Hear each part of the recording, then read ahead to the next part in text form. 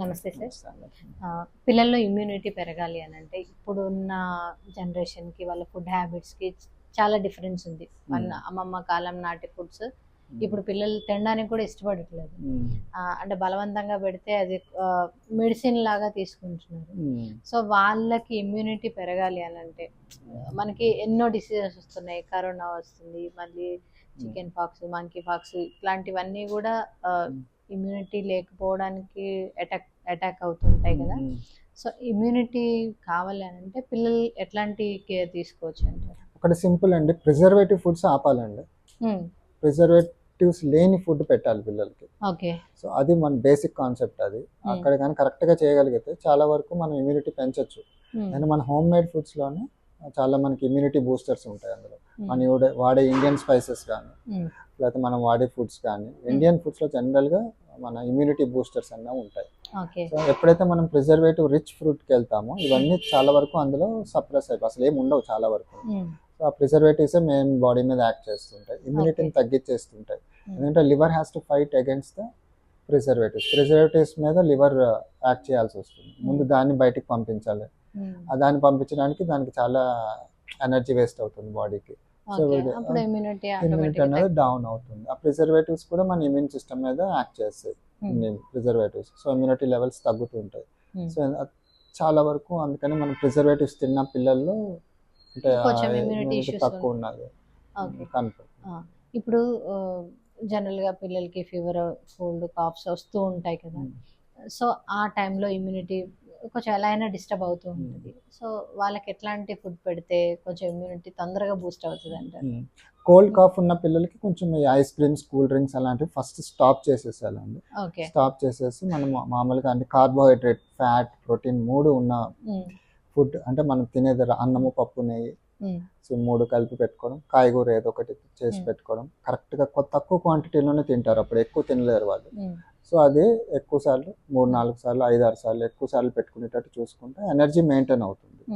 So ఆ virus మీద కానీ ఆ బ్యాక్టీరియా మీద కానీ మన బాడీ అటాక్ చేయడానికి ఇవన్నీ ఉపయోగపడతాయి. పిల్లలకి రైస్ ఒక డేలో ఎన్నిసార్లు పెట్టొచ్చు అంటారు?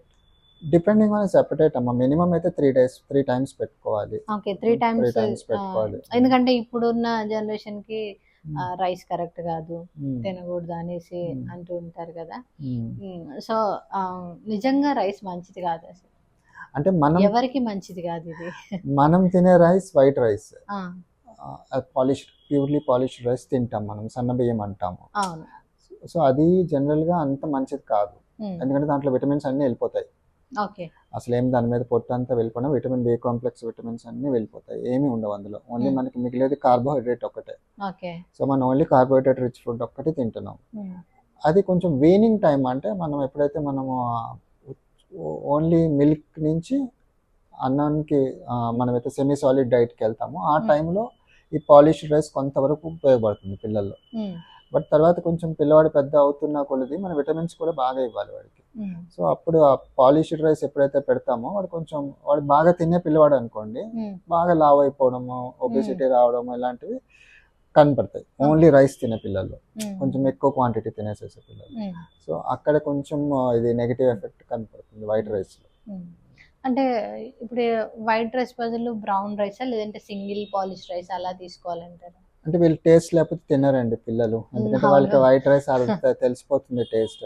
సో అంటే కొంచెం పాలిష్ అంటే సెమీ పాలిష్డ్ రైస్ అనుకోండి, కొంచెం టేస్ట్ వాడికి తగిలేటట్టు చూసుకొని అది అలవాటు చేయాలి వాడికి.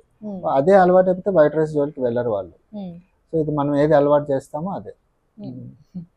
సో సింగిల్ పాలిష్ రైస్ అయితే వాళ్ళకి కొంచెం బెటర్ ఉంటుంది. లేదు దీని ప్లేస్లో ఇప్పుడు రైస్ ప్లేస్లో వీళ్ళకి చపాతీ, రోటీస్ అట్లా ఏమన్నా మనం ఆల్టర్నేట్ చేయొచ్చు అంటారా? రీప్లేస్ చేయొచ్చు? చపాతీ పెట్టుకోవచ్చు అండి, బట్ అది కూడా హోల్ గోధుమ పిండి మనం ఆడించుకొని దానితో చపాతీ చేసి పెట్టుకోవచ్చు. మళ్ళీ దాన్ని కూడా మనం మైదా లాగా చేసి పెట్టామనుకోండి, దాంట్లో కూడా ఏమి ఉండవు మళ్ళీ. సో అంటే మనం మొత్తం కంప్లీట్ వీట్ తోటి చేసిన పౌడర్ తోటి చపాతీలు లాంటివి చేసి పెట్టుకోవచ్చు.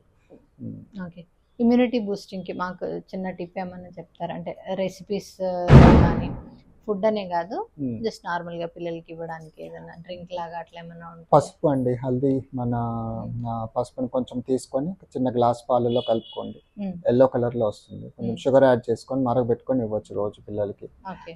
మన ఎల్లో మిల్క్ లాగా ఉంటుంది తాగడానికి, టేస్ట్ గా కూడా ఉంటుంది పిల్లలకి. అది తాగుతుంటే ఆ రోజు పసుపు పాలు తాగుతున్న పిల్లల్లో కొద్దిగా ఇమ్యూనిటీ డెఫినెట్ గా మామూలు పిల్లలతో కంపేర్ చేస్తే ఎక్కువగా ఉంటుంది. అది యాంటీ బ్యాక్టీరియల్ కింద పనికొస్తుంది, ఇమ్యూనిటీ బూస్టర్ కింద పనికొస్తుంది. జనరల్ గా హెల్తీగా ఉంటారు పిల్లలు అని కొంచెం పసుపు, అంతే, మరి ఎక్కువ వేసేయకూడదు.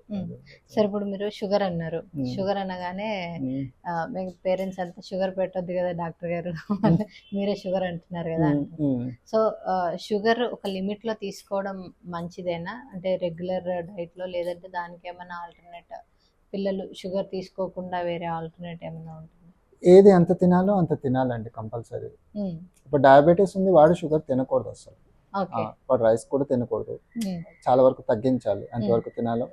వాళ్ళు కూడా రైస్ మొత్తం కంప్లీట్ స్టాప్ చేయరు, డయాబెటీస్ వాళ్ళు కూడా కొంతవరకు తీసుకోవాల్సిందే కార్బోహైడ్రేట్. ఇక్కడ అలాగే షుగర్ కూడా పిల్లల్లో షుగర్ని కంప్లీట్ స్టాప్ చేయాల్సిన అవసరం లేదు. వాడు టేస్టీ ఫుడ్ తినాలి పిల్లవాడు, వాడి హక్కు అది. సో మనం ఎంత షుగర్ ఇవ్వాలో, ఎంత స్వీట్స్ ఇవ్వాలో అంతవరకు చేసుకొని ఇవ్వచ్చు. లిమిట్ క్రాస్ అవుతున్నాడు అన్నప్పుడు షుగర్ స్టాప్ తగ్గించుకొని బెల్లంతో ఇవ్వచ్చు, చేసుకొని ఇవ్వచ్చు. అన్ని ఫుడ్స్ తినాలి, అదే హోమ్ మేడ్ ఫుడ్స్ అన్ని తినచ్చు. Okay sir, thank you so much.